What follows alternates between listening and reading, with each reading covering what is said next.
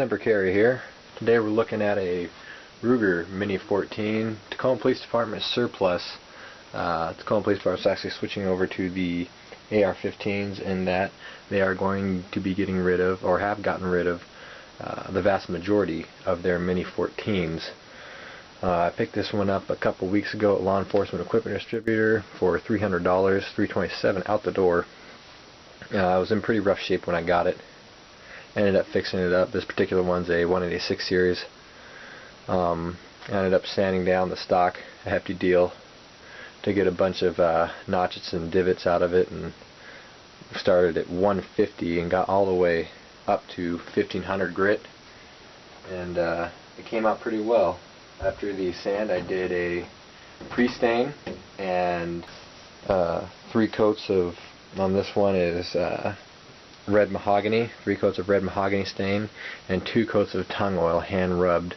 Let it sit for a few days, and it dried out pretty nice and is looking pretty good. For the barreled receiver, I went ahead and had a buddy of mine help me out with powder coating it. It's not preferable to Cerakote or gun coat or Tenefer or anything like that, but it's working out pretty good for me, and hasn't really affected the functioning of the rifle. This being a 186, I believe it was manufactured in 1992. Put the barrel twists between 1 and 7 and 1 and 9. I'm going to be sticking with some heavier loads for that, probably 62, 69, 70 grain, somewhere around there. See a little bit of improvement in accuracy. Alright, here's our first rounds through our Law Enforcement Equipment Distributor surplus Tacoma Police Department Mini-14s. As far as the actual functioning of the rifle, it's really been working quite well. I took it out to the range the other day and zeroed it in and had a little bit of fun with it to see how the action worked, and I'm pretty impressed with it.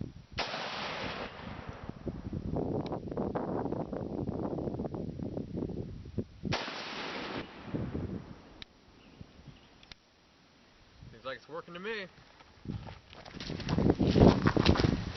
Well, I got a pretty good group there. Just a little bit right of center, so we'll go over about 3 clicks and see where that gets us. You've got a little nipple right here. You push that down. You can rotate your sights. 1, 2, 3 clicks. Let's see where we're at. Looking down the board, doesn't look like it's had too many rounds through. If I had to put a number on it, estimate 500 to 1,000 rounds through it. I mean, it was a patrol gun thrown in and out of a cop car, and not really fired a whole lot. Maybe the yearly qualification or whatever it is they do to stay current with the rifle.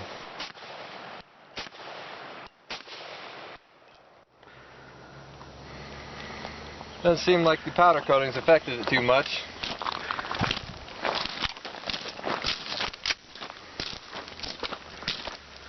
Like it's hitting right where I want it to. I call that a win. For $300, that's a hell of a good rifle. The Mini-14 is essentially a small version of a M14 or M1A civilian version. Mini-14 comes in a number of calibers. This one's 223, also comes 6.8 SPC. They make a Mini-30 in 7.62 by 39, the AK round, and 222 I believe they made for a little bit, but generally you find them in 223. And like I said, miniature version of the M14, M1A, which is a miniature version of the M1 Garand in 30-06. So it's a proven battle system, very reliable, rotating bolt. This rifle doesn't have locking lugs that connect the bolt to the chamber like a AR-15 does. So you're going to see a little bit of diminishing accuracy on this platform vice AR-15, but as it's advertised as a ranch rifle, it really does the job very well. I've outfitted this one with a Leatherman red leather gunsling, and it just goes with the rifle beautifully, and the whole thing turned out great. For $300, you really can't beat it. I'm thoroughly happy with it. I took it on a hike the other day and threw it over my shoulder and went through the Olympic National Forest with it. It's not the ideal bear gun. It's a really light round, but you know, just for carryability and overall ease of use, it's great. All right. Now, if you're familiar with the M1A or M1 Garand platform, this would be an easy transition for you. The action is essentially the same. As you see, magazine release, it's right there. Insert the magazine, canted forward, kind of like an AK magazine, rock it back, and it goes into place. Safety is in the trigger well, not the ideal place for safety, but it works. Back is safe, forward is fire, and then your trigger finger's already in there. This gun calls for all-purpose grease for lubrication on the charging handle / piston assembly. I guess technically this is a long stroke piston system. You got a gas block right here which comes down and has a port that comes out to about right there, which strikes a large piston assembly. Looks like this, and that comes back and drives the bolt. You see, this is actually the charging handle right there. So that racks back, and the bolt sits in this little notch right here. And this is what does the operation of the gun right here. You see where the gas actually enters right there. It's a very effective system, very reliable system. If you want a decent sporter rifle, good varmint gun, good ranch rifle, highly recommend to get one of these. This is Leeds in Tacoma where I got mine. They're on 6th Avenue. They're all out of their initial shipment, but they said they're going to be getting them in here and there, because Tacoma hasn't truly gotten rid of all theirs so far. They're still working on getting them out and phasing them out with the AR-15, so they'll be trickling in here and there. Keep an eye on them. The staff at Leeds is great. They were really helpful. I actually ended up buying 3 of them. They helped me out to my car. The guy there, John, with his Land Cruisers, Toyota Land Cruisers, not Land Rovers, don't make that mistake.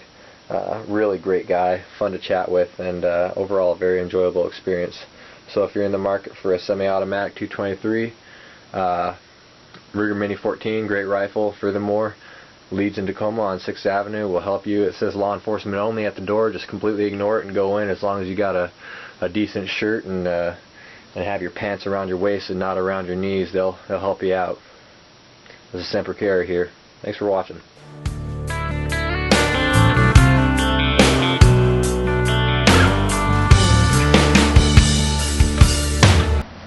There you go. Dad, what was that? I said the other sight with the tube. Yeah. Very easy to sight because of the back peep. You just line the tube, peeps up, and go off the blade. This one's got that fan on it. Well, you're not supposed to pay attention to the fan, Dad. You center the front sight post vertically and horizontally in the rear sight aperture. Don't even pay attention to that. Yeah. That's just there to protect the front sight post. Right. Just makes for a funny sight picture. This is the short stock one too, isn't it? Yep. Yeah. Safety.